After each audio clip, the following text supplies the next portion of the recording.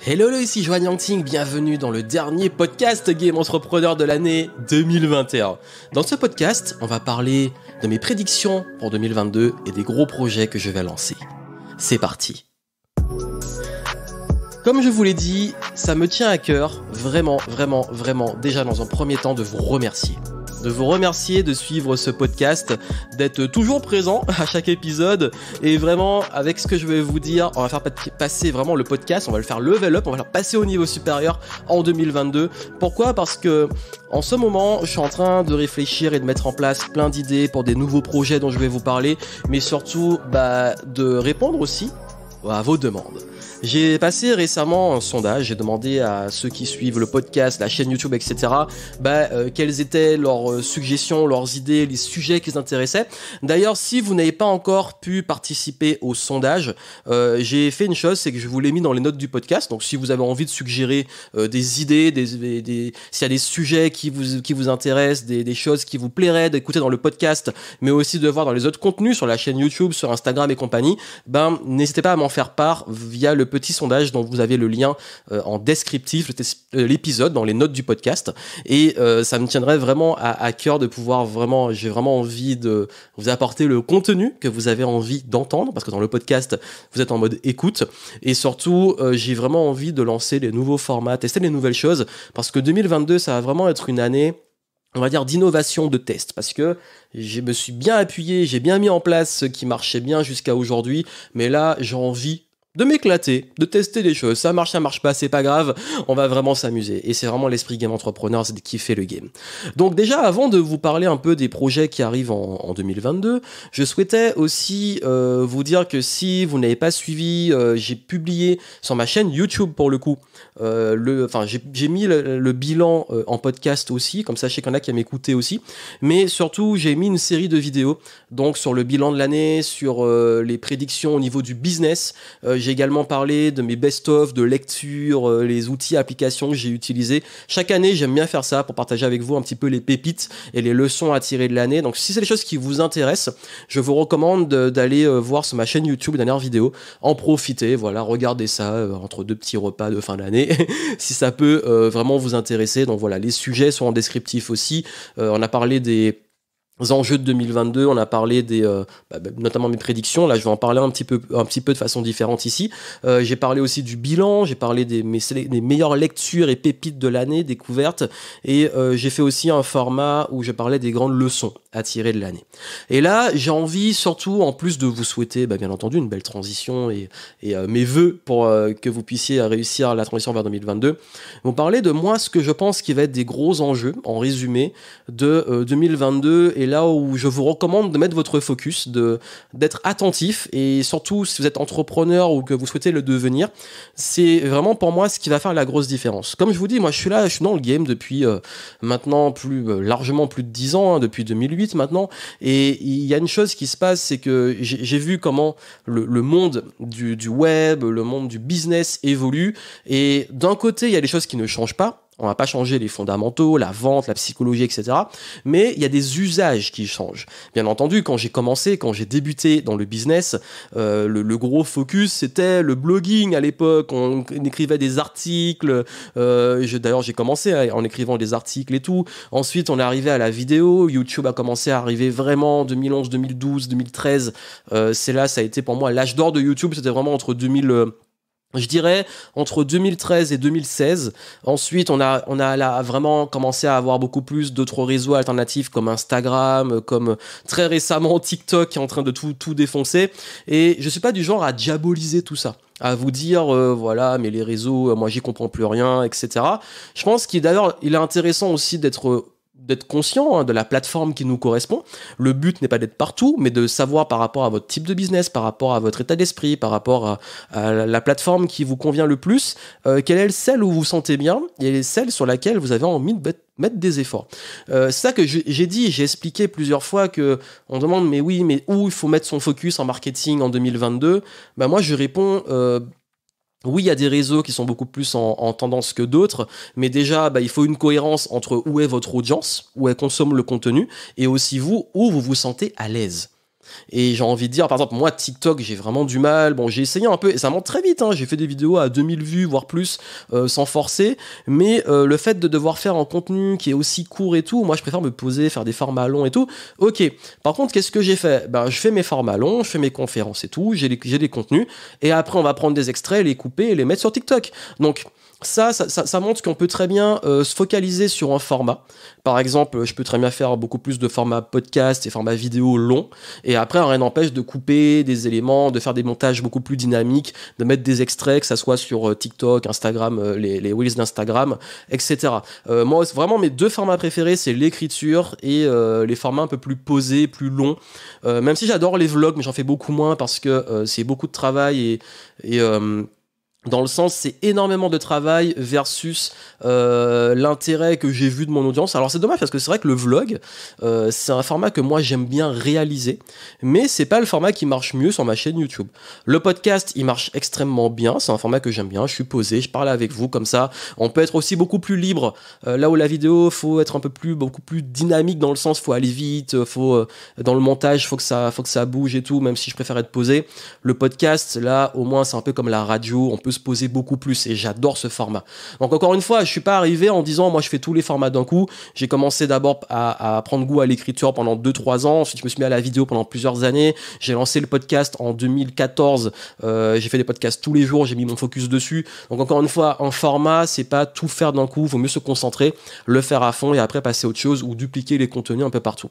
Donc par rapport à ça, oui, pensez plutôt au changement de paradigme, pas juste de plateforme. Ça veut dire, là, vraiment, pour moi, les gros enjeux de 2022, ça va être les communautés.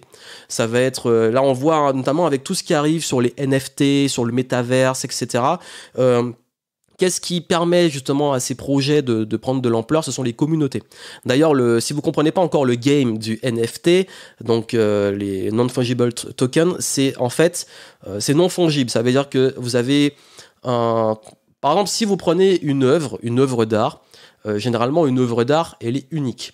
Et si vous remplacez l'œuvre d'art par une autre, par une réplique, vous savez très bien que la réplique n'a pas autant de valeur que la pièce unique. Si vous prenez la Joconde, si vous prenez une vieille réplique ou alors carrément un enfant qui a essayé de dessiner la Joconde, vous pourrez pas les échanger comme ça. La Joconde, c'est unique.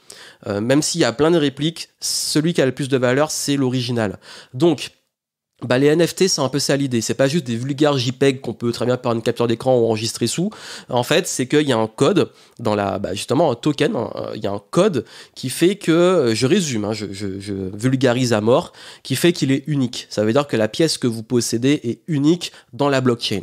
Ce qui fait que, pour moi, il y a un gros potentiel. Pour le moment, on est beaucoup dans de la spéculation, etc. Mais c'est un petit peu la courbe, on va dire classique de la technologie. Le web a vécu ça. Sur pas mal de plateformes, on a vécu ça aussi, des spéculations et tout. Donc je pense que là, il y a une mode, il y a un truc qui s'installe, mais par contre, je pense qu'on peut pas le négliger parce que ça va vraiment s'installer dans le quotidien. Et le fait de pouvoir avoir des pièces uniques, pour moi, ça peut avoir pas mal de potentiel, que ça soit sur les marques de vêtements, sur les artistes, que ça soit la musique, le visuel, etc. Ça peut avoir beaucoup d'impact aussi sur tout ce qui va toucher au concert, le fait d'avoir ta place de concert en NFT. Il y a pas mal de choses, pour moi, il y a pas mal de potentiel. Et au-delà de l'usage de modes de spéculation, je pense on va voir apparaître de beaux projets. Pareil pour le métaverse, on a beau dire c'est nouveau, ça fait peur. Moi, j'ai envie de dire, en fait, franchement, j'en parlais déjà en 2011. Le web 3.0, tout ce qui était les mondes virtuels et compagnie, j'en parlais beaucoup. D'ailleurs, mon premier livre, Game Entrepreneur, qui est mon mémoire de fin d'études, j'en parlais. Je parlais de tout ce qui était monde virtuel, usage marketing, usages sociaux, impact, etc. Et je pense que c'était très très tôt. Le monde n'était pas encore prêt à l'accueillir. Aujourd'hui, ça arrive.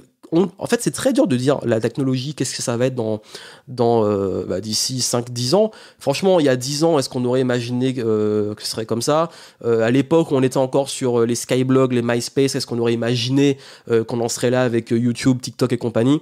Pas sûr. Donc encore une fois, on peut pas toujours tout prévoir, mais je pense qu'il est intéressant sans suivre les grosses modes des gens qui vont vous dire waouh, c'est le nouveau truc, faut y aller, c'est encore une façon de faire plein d'argent et tout. Non, plutôt comprendre, prendre du recul, observer, y aller étape par étape et y voir un vrai sens. En fait, il faut que c'est du sens pour vous.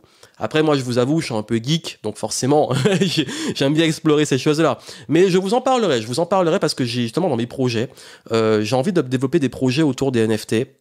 Pas sur la spéculation et tout, mais plutôt sur la technologie qu'il y a derrière. Comme j'ai dit, hein, je reste un geek, mais j'ai vraiment envie de voir qu'est-ce qu'on pourra mettre en place derrière au niveau de l'écosystème game entrepreneur.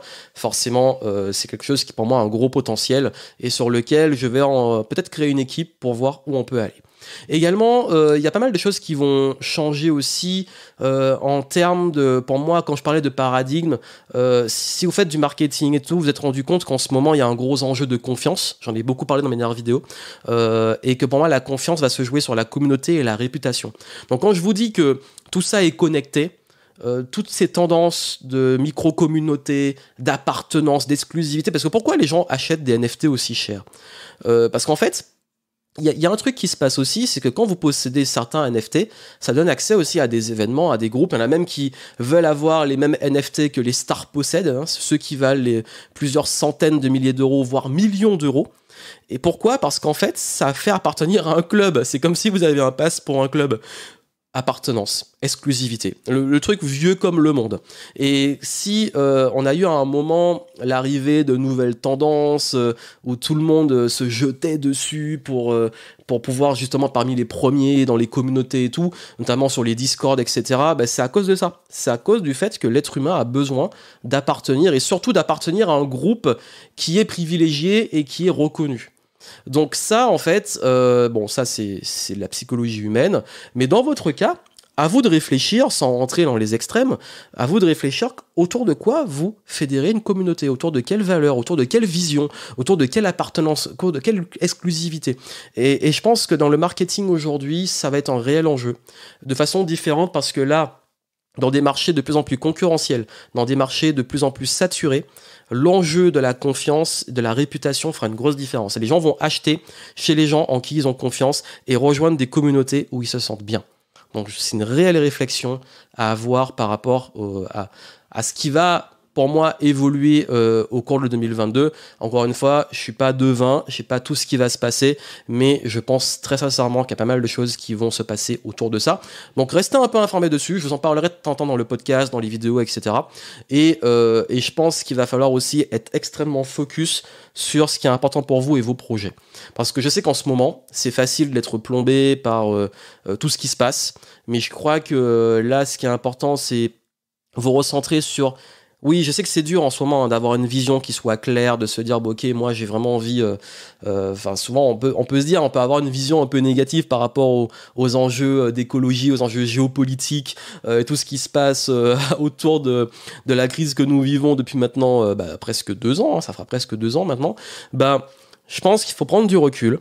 Ne pas se laisser plomber par ça, parce que c'est vrai qu'en ce moment les gens sont pas mal, il y a de l'électricité dans l'air comme on peut dire, il y a beaucoup de gens qui sont un petit peu tendus, qui sont énervés, qui sont très dans ce truc là, et je pense qu'il faut vous élever de ces choses-là, de ces émotions qui traversent et tout, et de vous dire ok, moi sur quoi je mets mon focus, qu'est-ce qui est important pour moi, mes proches, ma famille, mes projets, faire ce qu'il y a à faire, ne pas sombrer dans la peur et tout, c'est très important. J'ai fait une conférence et masterclass le 19 décembre, on avait prévu 3 heures, ça a duré 5h30. J'ai beaucoup parlé de ces éléments-là, j'ai beaucoup parlé de ça, beaucoup parlé de comment surmonter les énergies de peur du manque, de manque de clarté, etc. pour se reconnecter à l'énergie de création et tout. Donc vraiment c'est important. Et d'ailleurs si vous avez besoin de faire ça, j'ai réouvert Clarity pour la fin de l'année. C'est mon programme qui vous aide à vous poser les bonnes questions, à avoir les bonnes routines pour remonter en énergie et clarifier votre vision, vos projets, le plan que vous voulez créer pour la suite. Donc si Clarity vous intéresse, vous avez dans les notes du podcast tous les liens dont je vous parle, dont celui-ci si vous voulez y accéder et avoir accès aux outils pour préparer votre année 2022. Donc voilà vraiment ce que je voulais partager avec vous. J'ai pas envie d'être trop long dans ce podcast pour la fin de l'année. Mais encore une fois, moi, au niveau des projets, là où je vais mettre vraiment mon focus pour 2022, ça va être, comme j'ai dit, essayer de créer de la nouveauté, des choses comme ça, développer la team autour de Game Entrepreneur, renforcer la communauté. Donc ça va vraiment être très axé sur l'humain, la communauté, la team, et aussi des investissements transversaux dont je vous parlerai aussi après. J'ai pas mal d'idées d'investissement en cours. Et beaucoup de mouvements avec le retour, je l'espère, et j'ai vraiment envie, c'est une réelle intention, le retour des événements. les événements physiques, parce que là ça nous manque de nous rencontrer, d'avoir de l'humain, comme je dis, hein, c'est vraiment l'humain. Donc voilà, donc restez vraiment au courant, suivez-moi sur les différents réseaux si vous voulez suivre l'actualité, les futurs events, les contenus, etc. Et voilà, comme je vous ai dit, vraiment si ce podcast vous plaît, comme j'ai dit, ce qui peut le plus aider, c'est d'en parler autour de vous, c'est de communiquer autour de vous parler du podcast, laissez-moi les petites étoiles sur iTunes, ça aide vraiment beaucoup. Ça a un gros impact plus que vous le pensez et comme ça on pourra continuer 2022 ensemble, sachant aussi que j'ai prévu d'avoir aussi des invités, de faire reprendre les interviews, et là ça a dû être en stand-by à cause du contexte qu'on a eu et d'autres priorités, mais j'ai vraiment envie de reprendre les événements, les interviews, des formats intéressants et continuer à vous apporter de la valeur. Donc voilà, tous ces beaux projets, toutes ces choses qui vont prendre forme d'ici, on va dire le mois de janvier, je vous dirai plus de détails sur les projets et les nouveautés, et au fil de l'année on en parlera, mais moi tout ce que je veux aussi c'est que vous profitiez de cette fin d'année pour réfléchir à vous, quelle est votre intention pour 2022, qu'est-ce qui est important pour vous, qu'est-ce que vous avez envie de créer, qu'est-ce que vous avez envie de faire, ça m'intéresse. Donc prenez ce temps-là, et puis moi je vous retrouve l'année prochaine, en 2022, le podcast continue, les contenus vont continuer, et on va continuer à avancer ensemble, à level up ensemble, à passer les différents niveaux. Vraiment, encore une fois, gratitude à vous de continuer de me suivre, je vous souhaite plein de succès. Portez-vous bien, passez de bonnes fêtes de fin d'année, et moi je vous dis à très bientôt.